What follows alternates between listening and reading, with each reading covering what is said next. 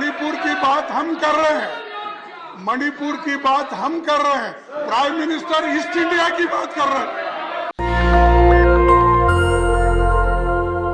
क्या BSP supremo Mayawati ने तय कर लिया है कि अब वो गठबंधन की राजनीति में उतरेंगी? आज एक बड़ा फैसला किया उन्होंने।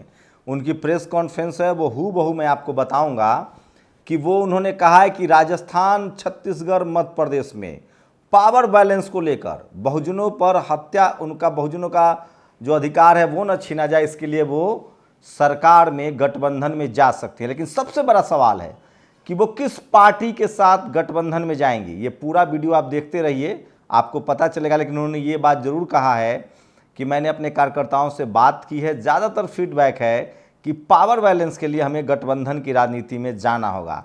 तो क्या उन्होंने गठबंधन का इशारा कर दिया है? 2024 से पहले ये सबसे बड़ा इशारा है। 2024 से पहले मध्य प्रदेश, छत्तीसगढ़, राजस्थान में गठबंधन अगर होता है, अगर मायावती गठबंधन में जाती है तो 2024 में बीजेपी की मुश्किल और बढ़ सकती है। लेकिन सवाल है कि वो क्या इंडिया के साथ जाएंगी या बीजेपी के साथ जाएंगी या किसके साथ जाएंगी, ये सबसे बड़ा सवाल है, या कुछ और उनका गठबंधन का तरीका होगा। दूसरी सबसे बड़ी खबर है, सोचिए, मणिपुर को लेकर पूरे देश में धरना प्रदर्शन चल रहा है। पश्चिम, खासकर पूर्वोत्तर राज्य में ट्राइबल एकजुट हो गए हैं, जिसको हम लोग नॉर्थ ईस्ट इंडिया कहते हैं। भारत मतलब इंडिया, सोचिए भारत के आर्टिकल में है India, that is Bharat, article 1 है। प्रधानमंत्री मोदी ने आज कह दिया ईस्ट इंडिया कंपनी और इंडियन मुजाहिदीन, मतलब जो विपक्षी एकता बनी है उसको उन्होंने ईस्ट इंडिया कंपनी से तुलना की है। और उसके बाद उन्होंने कहा है कि ये मुजाहिदीन में भी इंडियन मुजाहिदीन लगा हुआ है। सवाल है कि स्टार्टअप इंडिया और go for India, play for India, ये सब का क्या होगा? तो राजनीतिक इस स्तर पे पहुंच गई है, वो भी सबसे बड़ी खबर है। आदिवासी महिलाओं के साथ जिस तरह से अत्याचार हुआ, सोचिए जब टीवी अखबार ने खबर नहीं दिखाई, सोशल मीडिया के दम पर जब इस तरह से प्रदर्शन हो रहा है, पूरा आज मिजोरम, नागालैंड, देश की राजधानी दिल्ली में प्रदर्शन हुआ है, देश भर में ट्राइबल यूनिटी बनती दिखाई दे रही है। तो ये सबसे बड़ा सवाल है। वहीं सोचिए आज फूलन देवी जी का शहादत दिवस है। आज फूलन देवी का शहादत दिवस है। राजेंद्र प्रसाद सिंह ने शब्दों से जो उनको श्रद्धांजलि दी है, उन्होंने कहा है कि फूलन अगर फूलो होती तो याद नहीं की जाती, न वो फूल थी न वो फूलो थी, वो फूलन थी। उन्होंने अपने ऊपर हुए अत्याचार का प्रतिकार किया, उसके बाद भारतीय संविधान के हिसाब से सजा काटी और बाबा साहेब के बताए रास्ते पर चला और धम्म की दीक्षा भी ली। नमस्कार, मैं शंभू कुमार सिंह और आप देख रहे हैं नेशनल दस्तक। आज की सारी बड़ी खबरें। सबसे बड़ी खबर, संसद में प्रधानमंत्री की बयान की मांग हो रही है।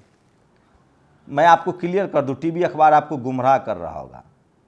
दरअसल विपक्ष चाहता है कि इसके जो बहस हो संसद में मणिपुर को लेकर वो अनलिमिटेड हो, मतलब एक दिन चले, 2 दिन चले, जब तक सारी पार्टियों को मौका न मिले बोलने का।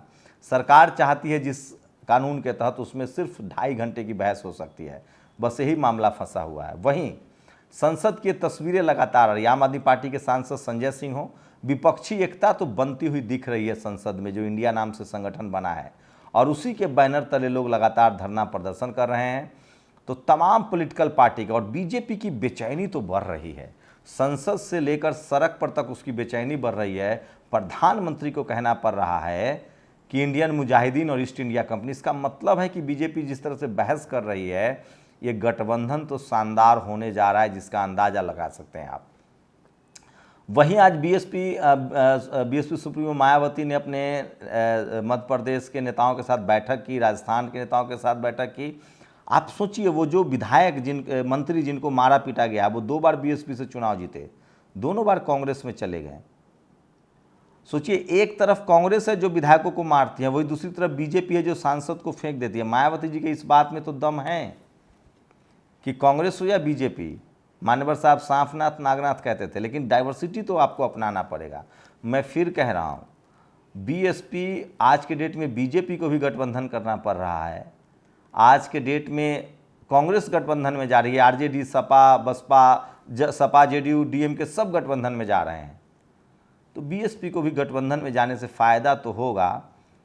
और मैं फिर कह रहा हूँ इससे बहुजन समाज, खासकर शेड्यूल कास्ट का जो रिप्रेजेंटेशन है वो सुरक्षित रहेगा। लेकिन सवाल है कि वो बीजेपी के साथ अगर गठबंधन में, जिसकी दूर दूर तक संभावना नहीं है, क्योंकि उन्होंने जो प्रेस कॉन्फ्रेंस की है उसमें एक बात उन्होंने कहा है कि मुस्लिम रिप्रेजेंटेशन खत्म हो रहा है, मुस्लिम हितों की रक्षा नहीं हो रही है। इसका मतलब है कि वो बीजेपी के साथ तो नहीं जाएंगे, क्योंकि बीजेपी की पूरी राजनीति जो है वो मुस्लिम के नाम पर पोलराइजेशन की है। इसका मतलब साफ है कि वो कांग्रेस के साथ या इंडिया के साथ गठबंधन में जा सकती हैं, या फिर वो कुछ छोटे छोटे जो दल हैं, ट्राइबल पार्टियां, हनुमान बेनीवाले, ऐसे दलों के साथ गठबंधन में वो जा सकती हैं। लेकिन बीजेपी के साथ जाने की संभावना तो खत्म है। लेकिन एक दूसरी बात भी है जो मैं पॉलिटिकल तौर से कह रहा हूँ, अगर बीएसपी ने गठबंधन नहीं किया हाल के दिनों में, तो चंद्रशेखर रावत एक बड़ा चैलेंज हो रहे हैं और वो तैयार बैठे हैं गठबंधन के लिए। खासकर इंडिया में जो लोग दल हैं उनकी भी कोशिश है कि अगर बीएसपी सुप्रीमो मायावती गठबंधन में नहीं आती हैं तो चंद्रशेखर आज़ाद को एक बड़ा चेहरा बनाया जा सकता है। उसके बाद भी ये भी तय लग रहा है, जिस तरह से अखिलेश यादव, जयंत चौधरी कह रहे हैं, जयंत चौधरी ने संसद से ऐलान किया कि हम चंद्रशेखर रावत इस बार संसद में होंगे। तो लगातार SC ST OBC के नेता जो हैं वो एकजुट हो रहे हैं। आप देख सकते हैं जेडीयू हो, आरजेडी हो, सपा हो, बसपा हो, तमाम दल जो हैं, बहुजन समाज एकजुट हो रहा है और टीवी अखबार से लोगों का भरोसा उठता जा रहा है। तो ये तमाम बड़ी खबरें थी आज की जो हम आपसे शेयर करना चाह रहे थे। और जब सोशल मीडिया आप देखेंगे तो आपको लगेगा कि फूलन देवी की शहादत दिवस पर उनको याद करने वालों की भरमार है। तो सोचिए, टीवी अखबार आपको फूलन देवी नहीं दिखाएगा। मुकेश सहनी बिहार में फूलन देवी की यात्रा पर बिहार दौरा कर रहे हैं। तो मैं फिर कह रहा हूँ, सोशल मीडिया ही बहुजन मीडिया है। मणिपुर की बात हम कर रहे हैं, प्रधानमंत्री जी सदन के बाहर इंडिया को ईस्ट इंडिया कंपनी बोल रहे हैं। कांग्रेस पार्टी हमेशा मदर इंडिया यानी भारत माता के साथ रही है। अंग्रेजों के गुलाम तो भाजपा के राजनीतिक वंशज ही थे। अपनी उलूल जुलूल बयानबाजी से प्रधानमंत्री जी देश को गुमराह कर रहे हैं। ये बात मैं नहीं कह रहा हूँ, ये दलित समाज से आने वाले खड़गे जी ने संसद में कहा है, जो आप मोन्टाज में सुन सकते थे, जो हमने आपको मोन्टाज में सुनाया। और सोचिए, छोटूलाल बसावा ने बीजेपी के अमित मालवीय को चैलेंज किया है कि छत्तीसगढ़ के सिलेगर में गर्भवती युवती के साथ हत्या हुई है, उस पर बोलो। सिलेगर आदिवासियों के लिए और बोलिए, हंसदेव अरण्य बचाओ। ये तस्वीरें देखिए जो आपने मोन्टाज में भी देखा था। ये तस्वीरें मिजोरम की है। वहाँ पूरा का पूरा ट्राइबल समाज, जनजाति समाज हुलजोहार कर रहा है। मिजोरम के बाद मेघालय और नागालैंड में भी तैयार है। समूचा नॉर्थ ईस्ट, सोचिए किस तरह से लगातार ट्राइबल आदिवासी पिछड़ों को मारकर, किसानों को मारकर इस देश में कोई राजनीति नहीं चल सकती है, क्योंकि इनकी जनसंख्या 90% है।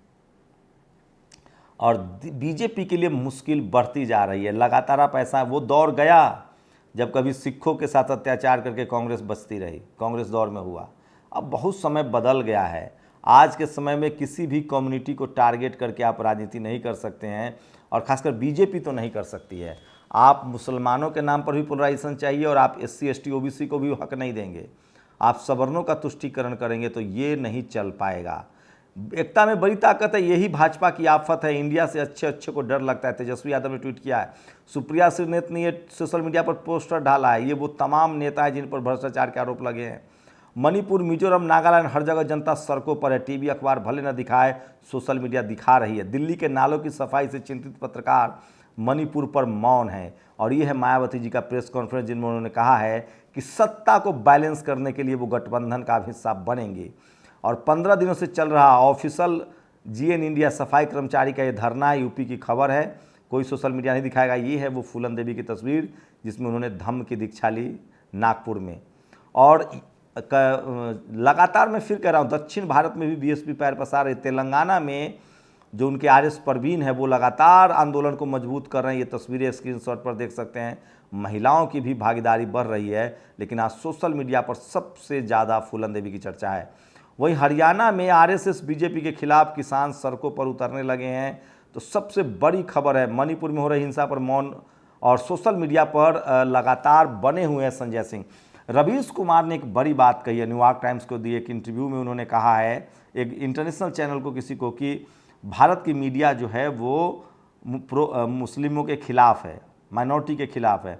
रवीश कुमार ने जो बात कही है वो तो सही है, लेकिन रवीश कुमार मैं फिर कह रहा हूँ, इस देश का जो सवर्ण पत्रकार है वो हिंदू मुस्लिम करता रहता है, लेकिन वो SC ST OBC जाति के डिस्कोर्स को बात नहीं करता। यहाँ तक कि अल्पसंख्यक समाज के भी कॉन्स्टिट्यूशनल हक के बारे में बात नहीं करता। रवीश कुमार उसमें बोल सकते थे कि इस देश की मीडिया हमेशा से जहाँ मैं काम करता था वहाँ भी SC ST OBC किसानों के लिए जगह नहीं थी। खैर उनका वो जो दूसरी वाली बात है वो भी सही है।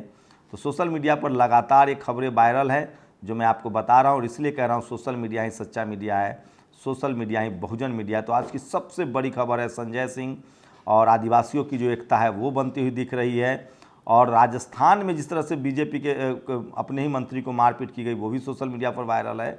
और सोचिए किस तरह से आज फूलन देवी की चर्चा पूरे सोशल मीडिया पर है। तो इसी तरह से मैं कह रहा हूँ सोशल मीडिया ही सच्चा मीडिया है, सोशल मीडिया ही बहुजन मीडिया है। तो ये तमाम खबरें जो आज सोशल मीडिया पर मैं बता रहा हूँ, लेकिन सबसे ज़्यादा आज की जो बड़ी खबरें थी कि किस तरह से लगातार बहुजन समाज के लोग जो हैं वो एकजुट हो रहे हैं, आदिवासी समाज के लोग धरना प्रदर्शन कर रहे हैं, और अब वो दिन दूर नहीं जब बहुजन एकजुट हो रहा होगा। तो सोशल मीडिया ही सच्चा मीडिया है, सोशल मीडिया ही बहुजन मीडिया है। तो ये बड़ी खबर है। मायावती गठबंधन में अब उन्होंने लगभग कह दिया है कि वो गठबंधन करेंगी।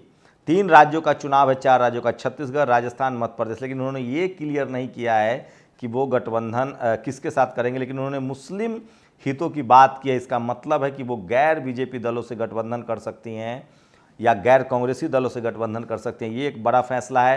प्रधानमंत्री लगातार इंडिया, जो विपक्षी एकता की जो नाम दिया गया है इंडिया, उसको लेकर उनको आपत्ति है, और ट्राइबलों का लगातार प्रदर्शन चल रहा है। तो ये तमाम बड़ी खबरें थी जो आज सोशल मीडिया पर वायरल है, और ये वो खबरें हैं जो टीवी अखबार आपसे छुपा रहा था। देश भर के बहुजन समाज, किसान जातियाँ आज ट्राइबल महिला के साथ जो हुआ है उसको लेकर प्रदर्शन करे। खासकर मेघालय, नागालैंड, इन राज्यों में प्रदर्शन हो रहे हैं, और इसका असर आपको राजस्थान, गुजरात, छत्तीसगढ़, इस देश में बड़ी आबादी है ट्राइबल की, SC ST OBC किसान जातियों की बड़ी आबादी है।